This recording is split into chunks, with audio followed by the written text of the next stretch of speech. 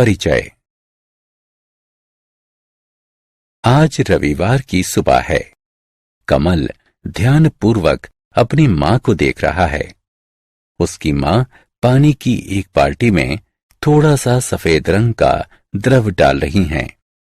उसने इसके बारे में अपनी मां से पूछा, मां, ये सफेद रंग का द्रव क्या है? बेटे, ये एक विसंक्रामक है। और आप इसे पानी की बाल्टी में क्यों डाल रही हैं? क्योंकि विसंक्रामक एक रासायनिक पदार्थ होता है जो सूक्ष्म जीवों को मारता है और उनकी वृद्धि को रोकता है। फर्श और प्रसाधनों को संक्रमण से बचाने के लिए इसका उपयोग किया जाता है। मां, क्या हम इसका प्रयोग सीधे घावों पर कर सकते हैं? नहीं बेटा, हम विसंक्रामक को सीधे घावों पर नहीं लगा सकते, लेकिन यदि हम विसंक्रामक के बहुत निम्न सांद्रता वाले विलयन का प्रयोग करें तो हम इसे एक एंटीसेप्टिक के रूप में भी प्रयोग कर सकते हैं। मां, मैं इसके बारे में और अधिक जानना चाहता हूं। अच्छा बेटा, आज मैं तुम्हें इसके बारे में और अधिक जानकारी दूंगी। छात्रों, आज हम इसके बारे में अपने अध्याय दैनिक जीवन में रसायन इसमें विस्तार से चर्चा करेंगे। उद्देश्य, इस पाठ के अंत में आप निम्न करने में सक्षम हो जाएंगे। औषध को परिभाषित व वर्गीकृत करना, औषध अभिकल्पन के बारे में जानना, विभिन्न वर्गों की औषधि की चिकित्सीय क्रिया का विश्लेषण करना, भोजन में मौजूद रसायनों से परिचय, कृत्रिम मधुरकों को समझना, खाद्य पदार्थ परिरक्षकों की व्याख्या करना, साबुन और अपमार्जकों को परिभाषित व वर्गीकृत करना, दैनिक जीवन में रासायनिक यौगिक। दैनिक जीवन में रासायनिक यौगिकों का प्रयोग कई उपयोगी कार्यों में किया जाता है। उदाहरण के लिए, चाय को मीठा बनाने के लिए चीनी, धोने और नहाने के लिए साबुन आदि का इस्तेमाल। ये मनुष्यों और आवास के अस्तित्व को प्रभावित करता है।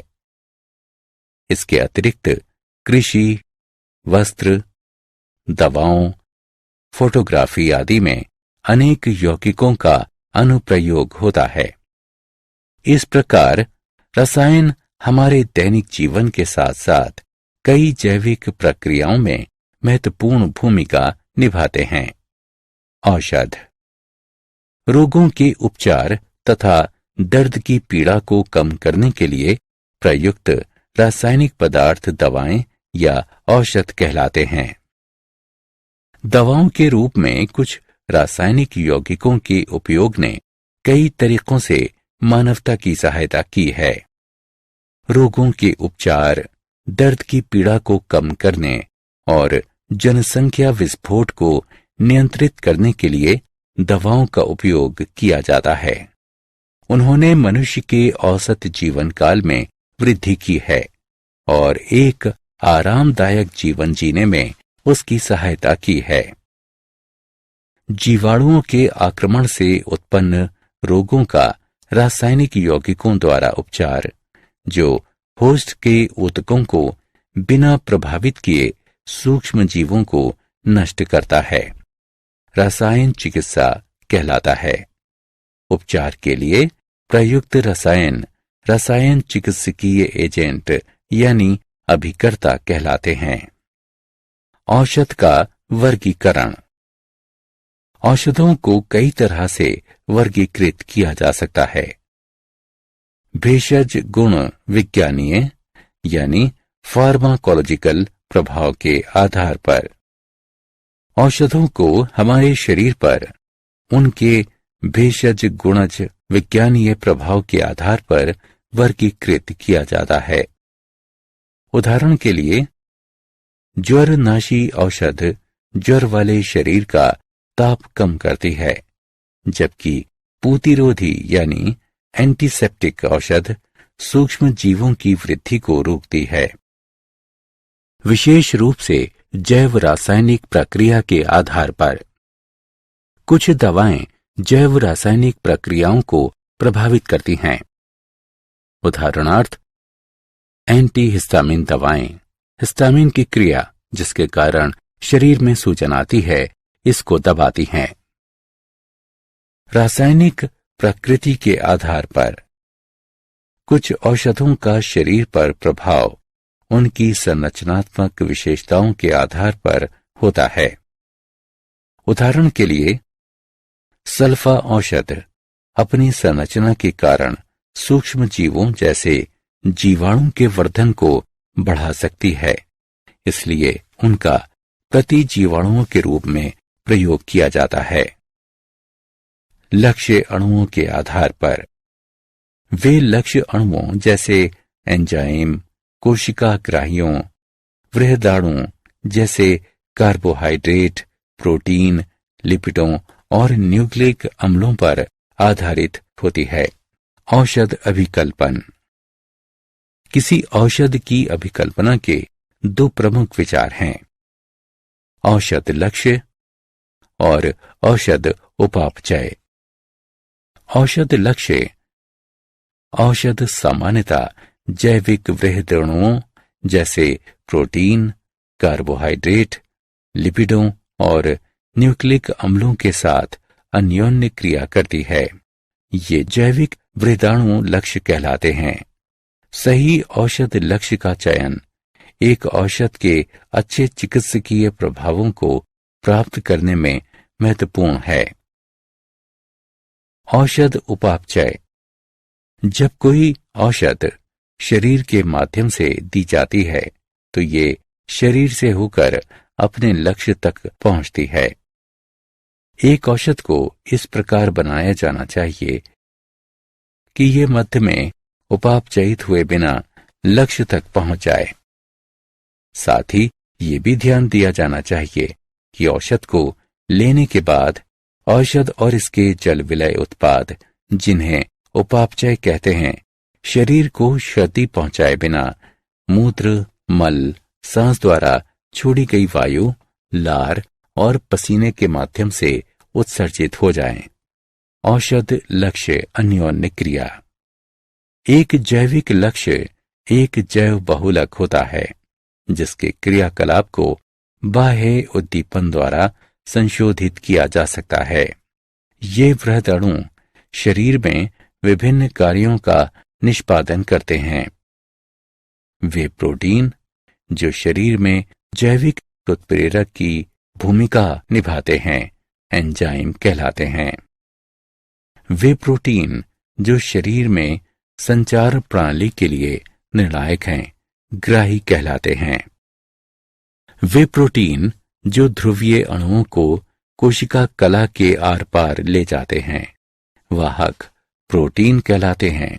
न्यूक्लिक अम्लों में कोशिका की सांकेतिक आनुवंशिक जानकारी होती है।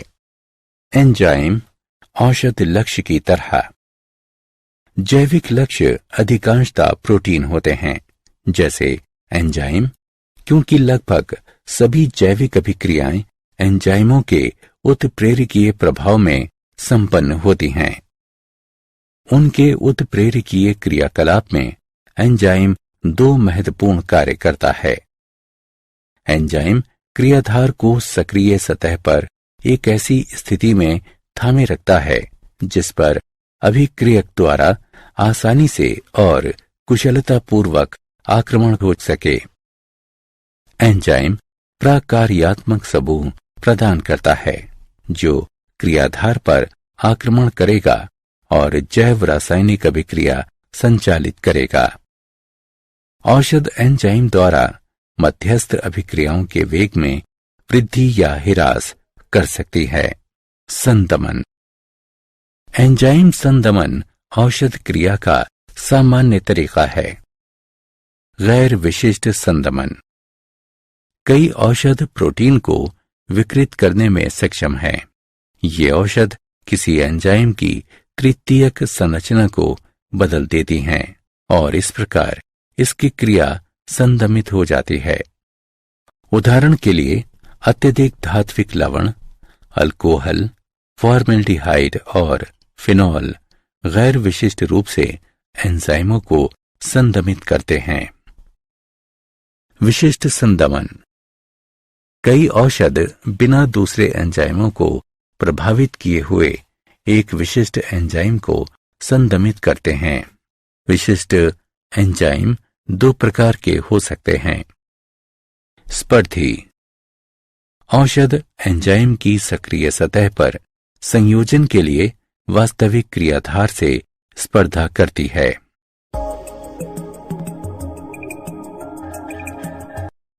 अस्पर्धी।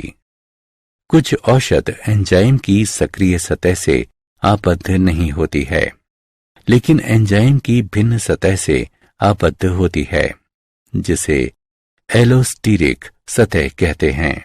एलोस्टीरिक सतह पर संदमक का यह संयोजन सक्रिय सतह की आकृति को इस प्रकार बदल देता है कि क्रियाधार इसे पहचान नहीं पाता और इस तरह एंजाइम अपना उत्प्रेरकीय गुण खो देता है।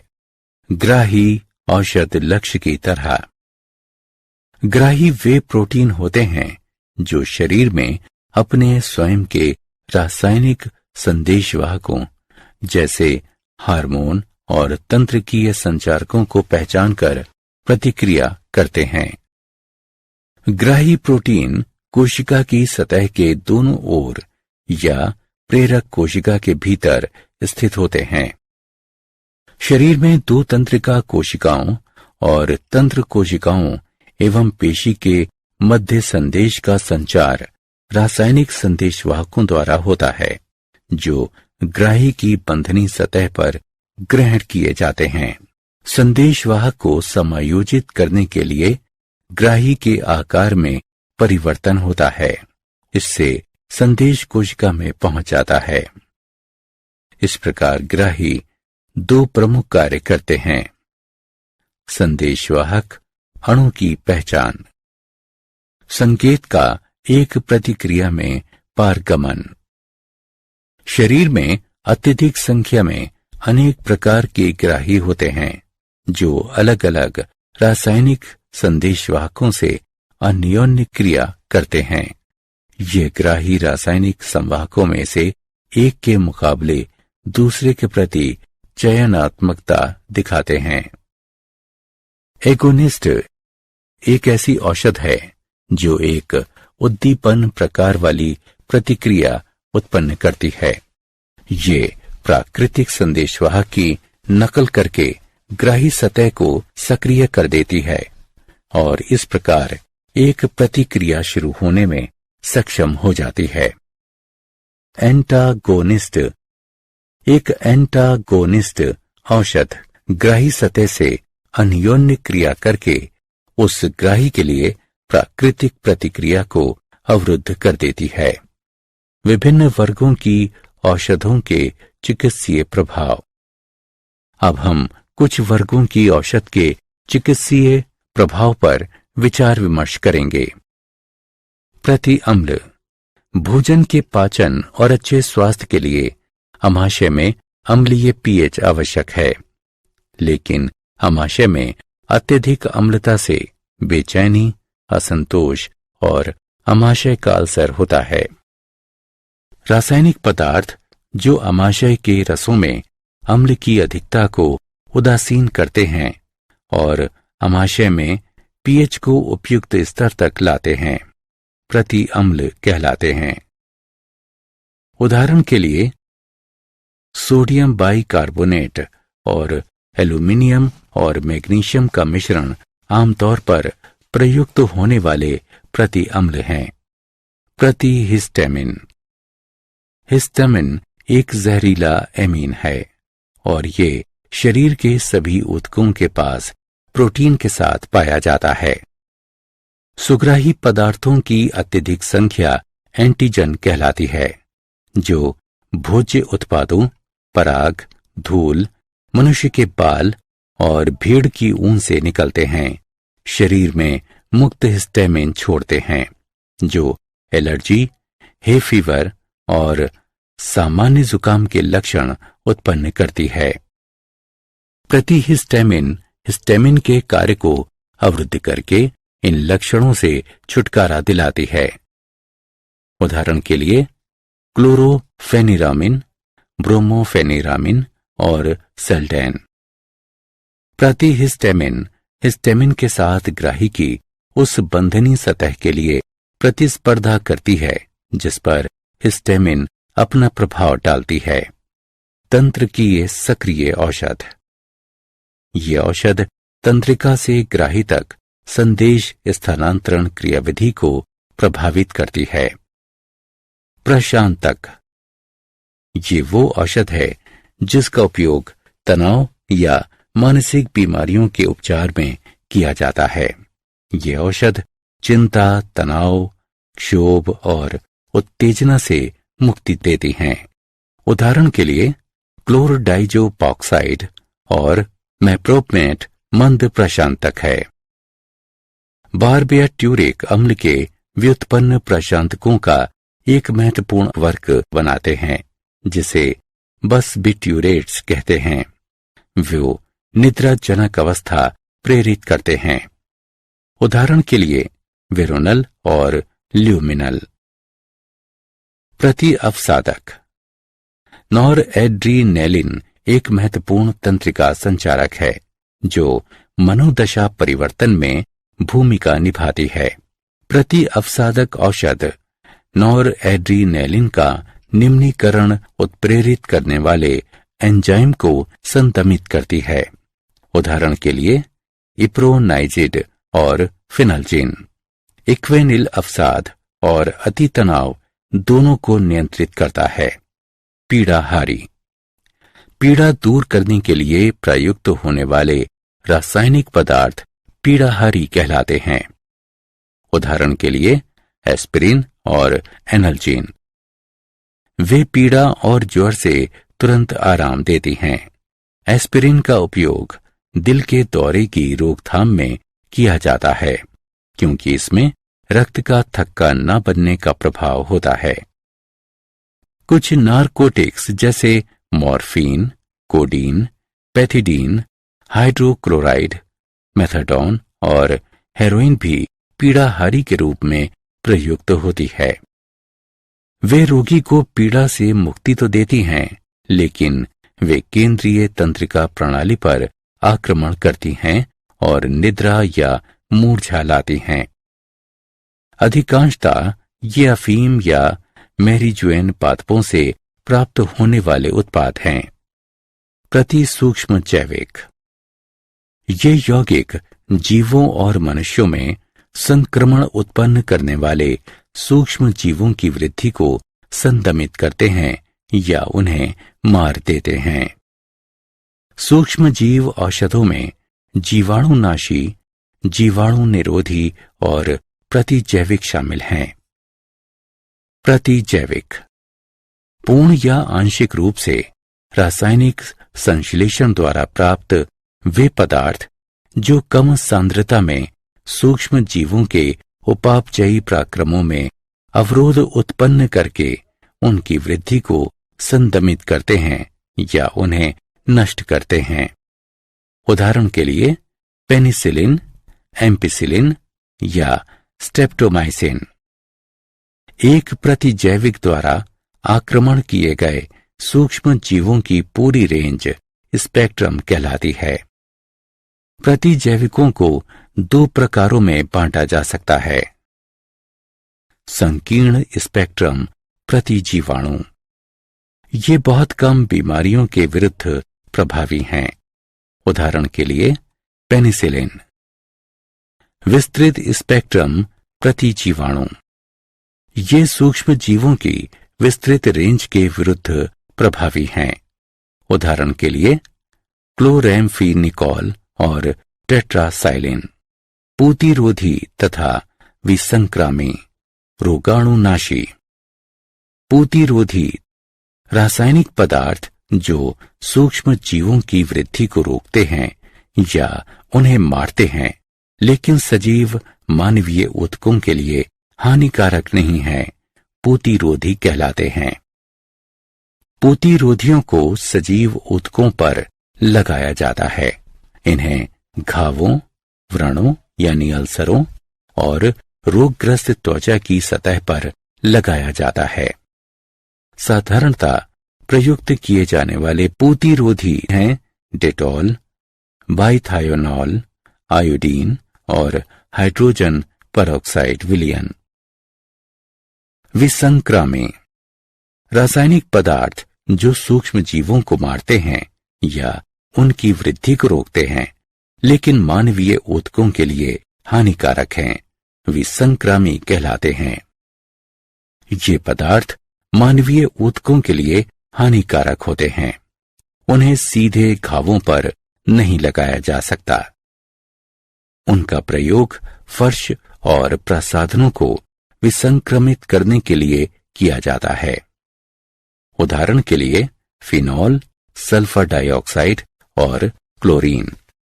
प्रतिजनन क्षमता औषध रासायनिक पदार्थ जिनका उपयोग महिलाओं में गर्भावस्था की रोकथाम करने के लिए किया जाता है। प्रतिजनन क्षमता औषध या जन्म नियंत्रण औषध कहलाती है। प्रोजेस्टेरोन सबसे सामान्य प्रोजेस्टिन है। संश्लेषित पदार्थ जैसे कि नॉरएथिंड्रोन का विकास किया गया है, जो प्रोजेस्टेरोन से अधिक प्रभावशाली है। जब इसे मुख द्वारा ग्रहण किया जाता है तो ये अंडोत्सर्ग को निरोधित करता है। वे अस्थायी प्रतिजनन क्षमता प्रेरित करते हैं। संश्लेषित एस्ट्रोजन का भी विकास किया गया है और प्रायः इसका उपयोग मुख से ली जाने वाली गर्भ निरोधक में प्रोजेस्टिन के साथ किया जाता है। सबसे प्रभावकारी संश्लेषित एस्ट्रोजन एक यौगिक है जिसे एथाइनिल एस्ट्रोडाइऑल कहते हैं। माइप्रस्टोन एक संश्लेषित स्टेरॉयड है जो प्रोजेस्टेरोन के प्रभाव को अवरुद्ध करता है और कई देशों में इसका उपयोग सुबह के बाद वाली गोली के रूप में किया जाता है। भोजन में रसायन वे सभी रसायन जो कि खाने को सुरक्षित रखने, उनकी दिखावट, गंध, स्वाद और पोषक मूल्यों को सुधारने के लिए उनमें डाले जाते हैं, खाद्य योज्य कहलाते हैं। खाद्य योज्यों के प्रमुख वर्ग निम्नलिखित हैं: परिरक्षक, सुरुचि अभिकर्मक, पोषणज संपूरक, इमल्सीकारक, खाद्य रंजक, कृत्रिम मधुरक, प्रतिऑक्सीकारक, एंटीफोमिंग अभिकर्मक। सामान्यतः इन्हें भंडारित खाद्य पदार्थ की सुरक्षा अवधि बढ़ाने या स्वाद, शोभा या सुरुचि के लिए उपयोग में लाया जाता है। कृत्रिम मधुरक मधुरता का संबंध स्वाद है और लगभग प्रत्येक व्यक्ति को मिठाइयाँ अच्छी लगती हैं। प्राकृतिक मधुरकों के रूप में मेज की चीनी, फ्रक्टोज का सबसे व्यापक रूप से उपयोग किया जाता है, लेकिन वे हमारे कैलोरी अंतर्ग्रहण को बढ़ाते हैं और दंत क्षय को बढ़ावा देते हैं। कृत्रिम मधुरक चीनी से अधिक मीठे होते हैं और उनमें निम्न कैलोरी या अपोषक मधुरक होते हैं। एस्पार्टेम इसका कृत्रिम मधुरक में व्यापक रूप से प्रयोग किया जाता है। ये डाइपेप्टाइड का एक मेथिल एस्टर है जो किसी भी कार्बोहाइड्रेट से संबंधित नहीं होता है। इसका उपयोग ठंडे खाद्य पदार्थों और पेय पदार्थों में होता है। सैक्रीन ये गैर जैव निम्नीय अपमार्जक है और मूत्र के रूप में उत्सर्जित हो जाता है। इसमें कोई कैलोरी नहीं होती है। ये अनगिनत मधुमेह रोगियों के लिए जीवन रक्षक साबित हुआ है और ये उनके लिए उपयोगी है जिन्हें कैलोरी के अंतर्ग्रहण को नियंत्रित करने की आवश्यकता है। सुक्रालोज ये सुक्रोज का ट्राइक्लोरो व्युत्पन्न है। इसका रूप, रंग और स्वाद शर्करा जैसा होता है। ये खाना पकाने के तापमान पर स्थायी होता है। ये कैलोरी नहीं देता है। एलिटेम ये एस्पार्टेम से अधिक स्थायी होता है। इसका प्रयोग करते समय खाद्य पदार्थ में मिठास को नियंत्रित करना कठिन होता है। एस्पार्टेम सुक्रोज से 100 गुना अधिक मीठा होता है। सैकरीन सुक्रोज से 550 गुना अधिक मीठी होती है। सुक्रालोज सुक्रोज से 600 गुना अधिक मीठा होता है। एलिटेम सुक्रोज से 2000 गुना अधिक मीठा होता है। खाद्य परिरक्षक वे रसायन जो भंडारण के दौरान सुरुचि, रंग, रूप, रंग और आकर्षण में अवांछित बदलावों की रोकथाम करते हैं, परिरक्षक कहलाते हैं। वे इन परिवर्तनों में विलंब करके सूक्ष्म जीवों की वृद्धि से होने वाली खाद्य पदार्थों की खराबी को रोकते हैं। परिरक्षकों को 2 वर्गों में वर्गीकृत किया जाता है। प्रथम वर्ग के परिरक्षक, इसमें खाने का नमक, चीनी और वनस्पति तेल शामिल हैं।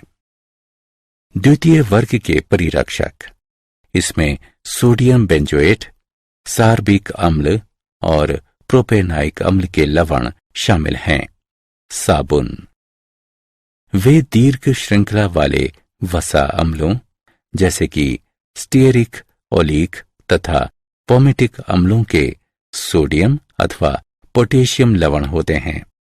साबुन वसा को सोडियम हाइड्रोक्साइड के जलीय विलयन के साथ गर्म करके बनाए जाते हैं। अभिक्रिया साबुनीकरण कहलाती है। साबुन निकालने के पश्चात बचे हुए विलयन को स्पेंटलाई कहते हैं, जिसमें ग्लिसरॉल होता है, जिसे प्रभाजी आसवन द्वारा प्राप्त किया जा सकता है। सोडियम और पोटेशियम साबुन जल में विलय होते हैं और उनका उपयोग सफाई कार्यों में होता है। पोटेशियम साबुन त्वचा के लिए कोमल होते हैं, इसलिए उनका उपयोग स्नान करने वाले साबुनों के रूप में किया जाता है।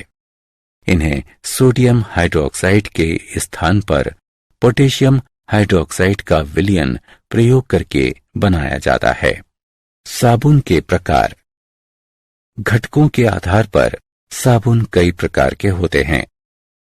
प्रसाधन साबुन, इन्हें उत्तम प्रकार के वसा एवं तेलों से बनाया जाता है तथा क्षार के आधिक्य को निकालने का ध्यान रखा जाता है। इन्हें अधिक आकर्षक बनाने के लिए रंग और सुगंध मिलाए जाते हैं। पारदर्शी साबुन, इन साबुन को एथेनॉल में घोलकर और फिर विलायक के आधिक्य को वाष्पित करके बनाया जाता है। पारदर्शी साबुन प्राप्त करने के लिए ग्लिसरॉल भी मिलाया जा सकता है। इन्हें शुष्क त्वचा के लिए उपयोग में लाया जाता है।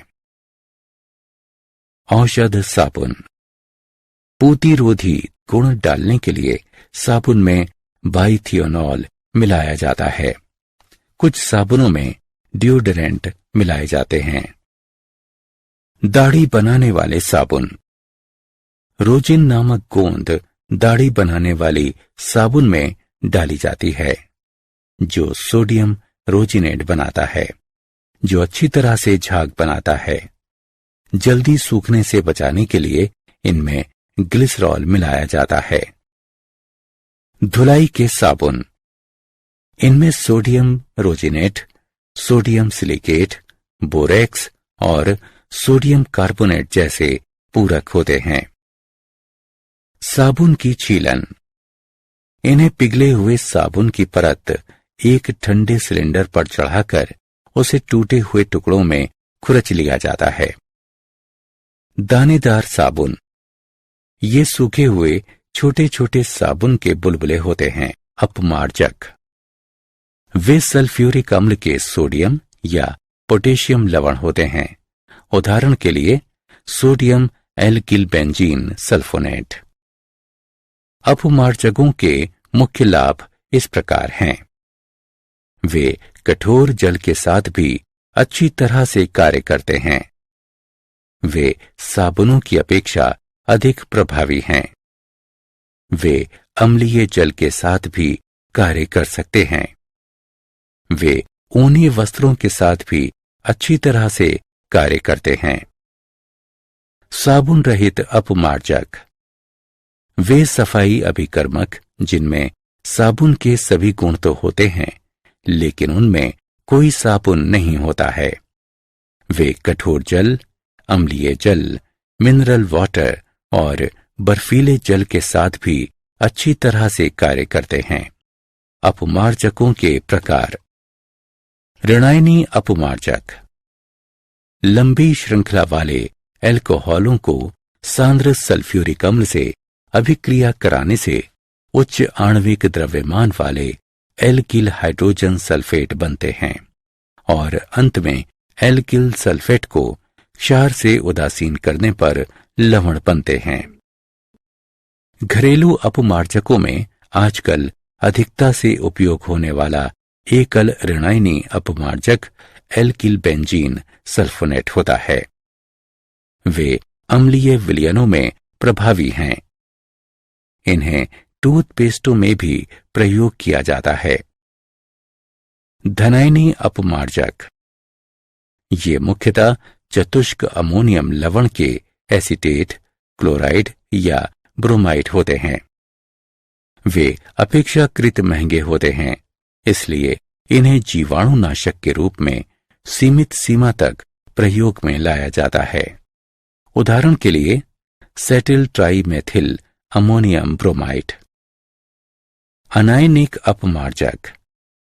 ये पॉलीएथिलीन ग्लाइकॉल और स्टीयरिक अम्ल के मध्य अभिक्रियाओं द्वारा निर्मित उच्च आणविक द्रव्यमान वाले एस्टर होते हैं। कुछ बर्तन धोने के उपयोग में आने वाले द्रव अपमार्जक अनायनिक प्रकार के होते हैं। क्या आप जानते हैं, विश्व स्वास्थ्य संगठन का अनुमान है कि विश्व की 80% आबादी शाकीय औषध प्रयोग करती है। आधुनिक चिकित्सा में प्रयुक्त 7000 यौगिक पादपों से लिए जाते हैं। मानव शरीर में लगभग 96,000 किलोमीटर रुधिर वाहिकाएं हैं। सारांश। आइए हमने जो कुछ सीखा है उसे संक्षेप में दोहराएं। रोगों के उपचार तथा दर्द की पीड़ा को कम करने के लिए प्रयुक्त रासायनिक पदार्थ दवाएं या औषध कहलाते हैं। औषध सामान्यतः जैविक वृहदरणुओं जैसे प्रोटीन, कार्बोहाइड्रेट, लिपिडों और न्यूक्लिक अम्लों के साथ अन्योन्य क्रिया करती हैं। ये जैविक वृहदरणु लक्ष्य कहलाते हैं। वे प्रोटीन जो शरीर में जैविक उत्प्रेरक की भूमिका निभाते हैं एंजाइम कहलाते हैं। ग्राही वे प्रोटीन होते हैं जो शरीर में अपने स्वयं के रासायनिक संदेशवाहकों जैसे हार्मोन और तंत्रिकीय संचारकों को पहचानकर प्रतिक्रिया करते हैं। एक एंटागोनिस्ट औषध ग्राही सतह से अन्योन्य क्रिया करके उस ग्राही के लिए प्राकृतिक प्रतिक्रिया को अवरुद्ध कर देती है। रासायनिक पदार्थ जो आमाशय के रसों में अम्ल की अधिकता को उदासीन करते हैं और आमाशय में पीएच को उपयुक्त स्तर तक लाते हैं, प्रति अम्ल कहलाते हैं। प्रशांतक वे औषध हैं जिनका उपयोग तनाव या मानसिक बीमारियों के उपचार में किया जाता है। वे दीर्घ श्रृंखला वाले वसा अम्लों जैसे कि स्टीयरिक, ओलिक तथा पोमेटिक अम्लों के सोडियम अथवा पोटेशियम लवण होते हैं। साबुन वसा को सोडियम हाइड्रोक्साइड के जलीय विलयन के साथ गर्म करके बनाए जाते हैं।